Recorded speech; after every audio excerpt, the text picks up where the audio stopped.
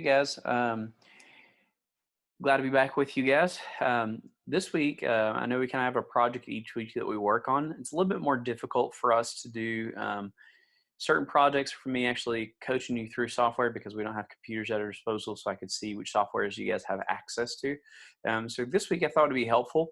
We previously looked at Google Documents kind of basically. We covered, if you guys remember, all the way back to whenever we created our own business, and then we made resumes, and everyone made resumes. I remember somebody had a pizzeria resume for their pizza company, and then there was a Jurassic Park one as well, and then you have a resume there. Well, we're going to use Google Documents again. You guys are already using it very likely in your classrooms, and I just want to teach you some things that you guys can do with it. But also this week, we're going to be looking at and discussing the concept of research. And the reason being, and I'm going to have you guys, it's more to be hands-on this particular week rather than lecture-based. And the reason being is there's a lot of stuff out there that you guys can use and a lot of tools at your disposal. And you guys are only middle school now, but as you hit high school and then also in college as well, you're going to have to be doing a lot of research papers.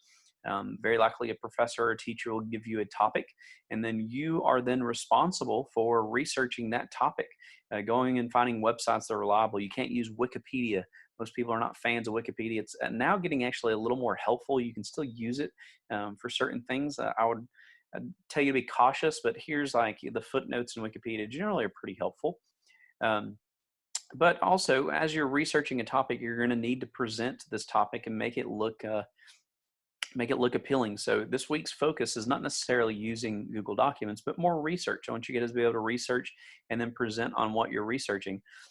So we're going to look at Google Documents again, and we're going to add to our knowledge on that. But the focus this week is research. You're going to be doing this for the rest of your lives, at least the rest of your education, and you'll do it less on a formal scale as you get out of school. You'll still research things, but you don't have to write papers or presentations or make projects or whatever it may be.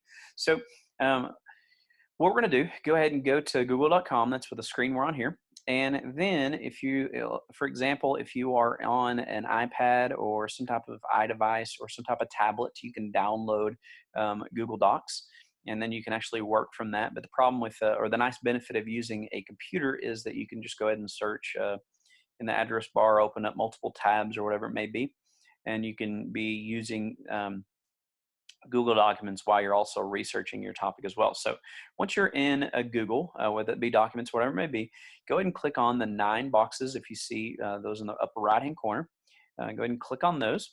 And then once again, you're going to see all this. This is very similar to where we've gone and used Google Sheets, and you've accessed that. If you use that on the iPad, then you just use the app. Here we're going to use Google Docs.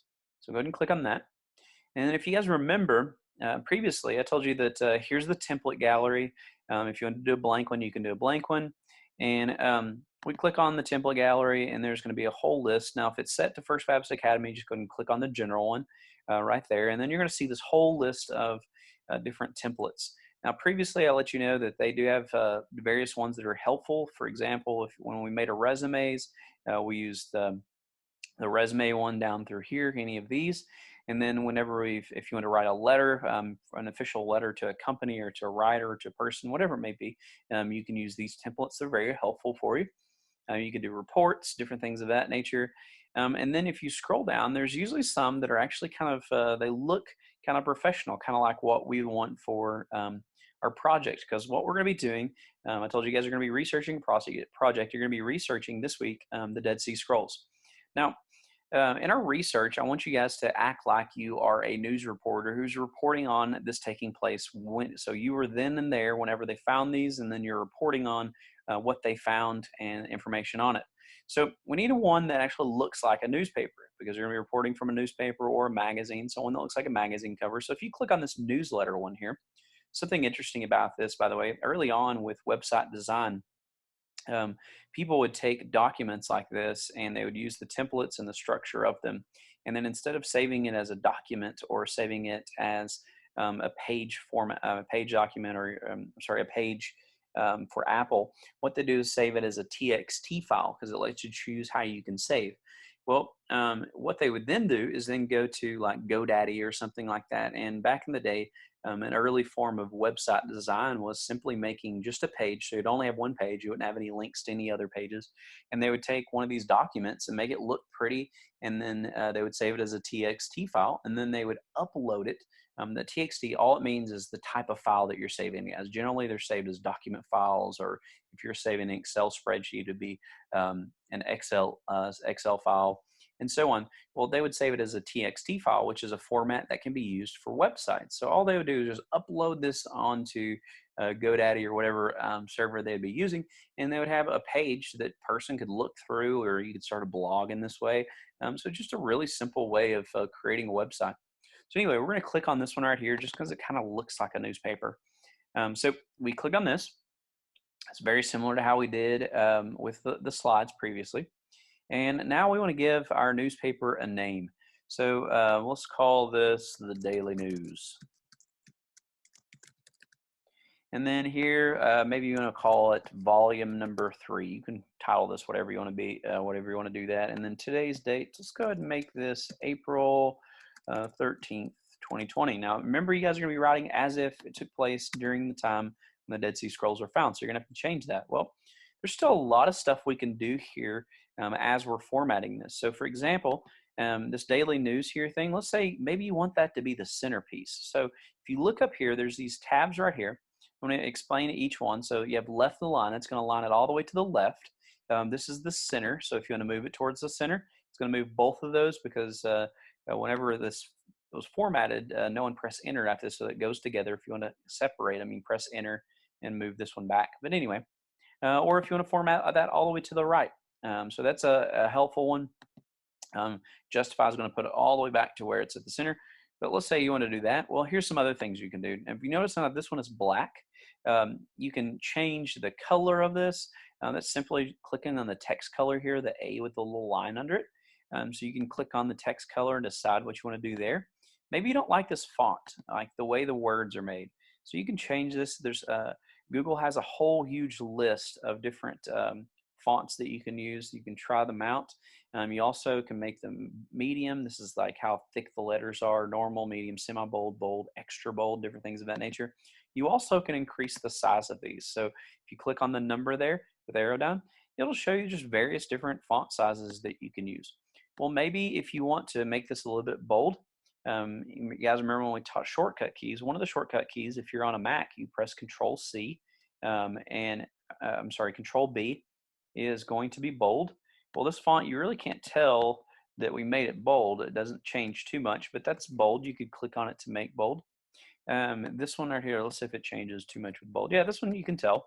So when I Command B or Control B, if you're using a PC, it's Control B. If you're using a Mac, it's it's Command B, and that's going to make it bold.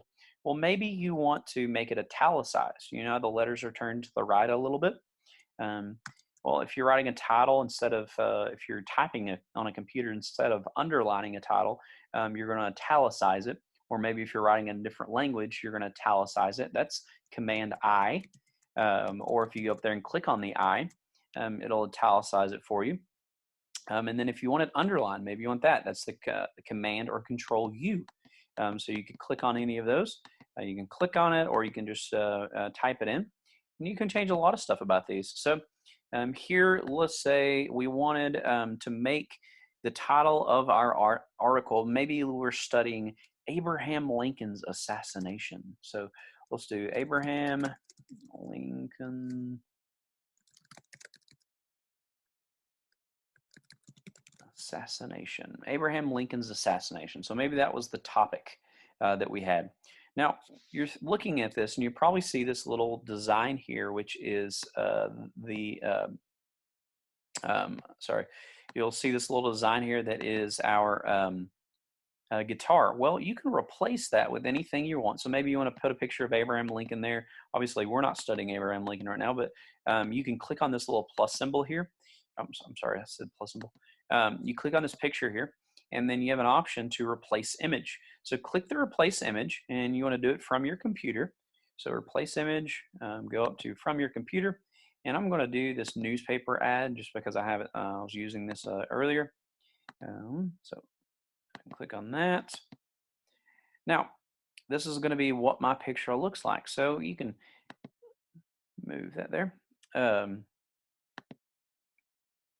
Now we have this whole picture that looks nice, kind of looks professional.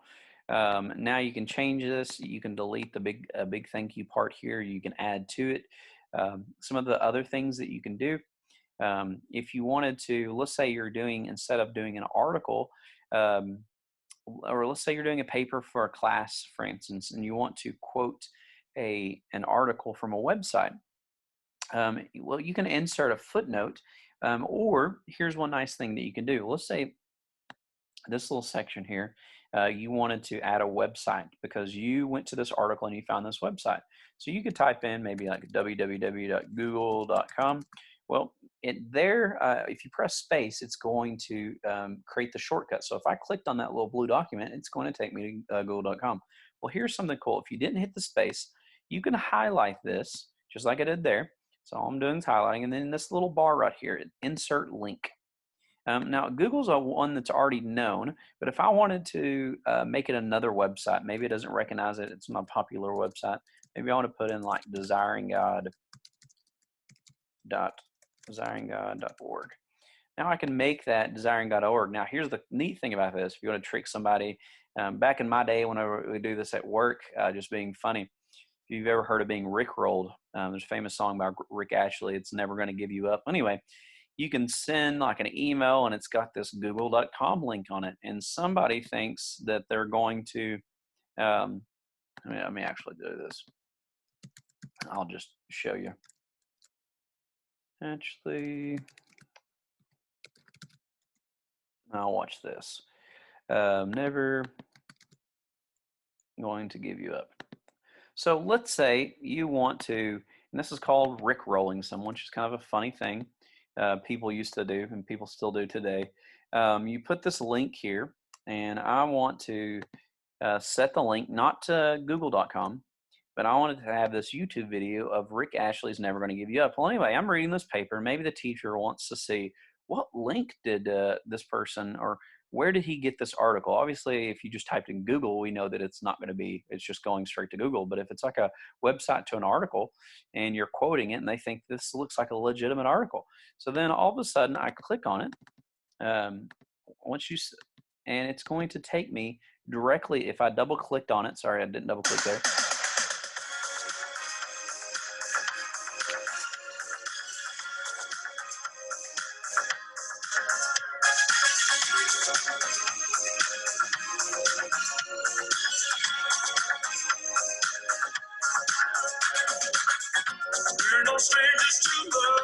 Sorry guys, had to keep going there. So that's what you can do, and people look at it and it looks just like a Google link, and you can actually change links around many different ways, but that's a fun thing to do there. If you get a chance to listen to that song, it's hilarious. But in my day, people used to send that song, and it was called Getting Rickrolled. And what you do, there's even like breaking news ones. I'll show you that one. We're having fun here. Rick, let me just put Rickroll breaking news. So what we do oftentimes, so it looks like it's breaking news, but you click on it, and so they're like, oh no, it's breaking news. What could this breaking news be? So I click on it, and I'm sitting here watching.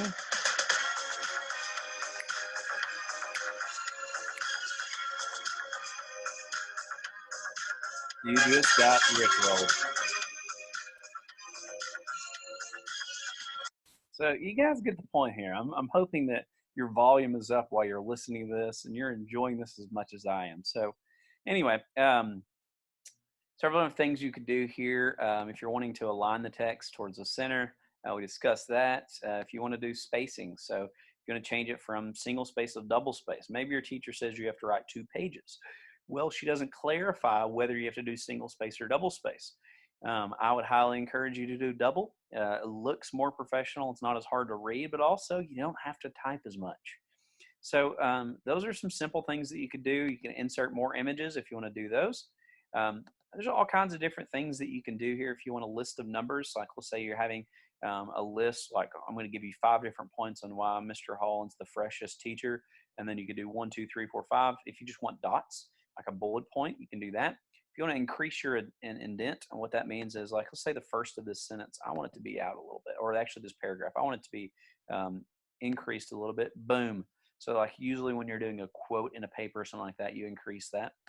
So there's all kinds of really cool stuff that you can do with Google Classroom. You can do paint, change the format, change the style, and make it a heading. Like the big difference, what a heading is between the body. This is heading right here, these big ones right here.